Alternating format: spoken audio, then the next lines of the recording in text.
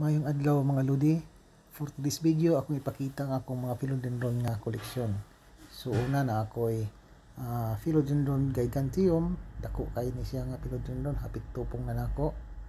So sunod na apud ko'y philodendron milonani, dako gyapon nga klase, dako na kay dahon, green kayo. So next na ako'y philodendron red Congo. So nindot ni siya kay red ang iyang stalk, makaibog kayo.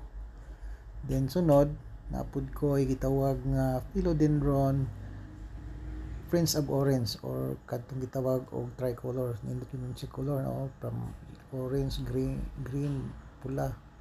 Then lastly ang philodendron Royal Queen. So dark color ni siya, klase nga philodendron. So that is mga lodi. Thank you for watching.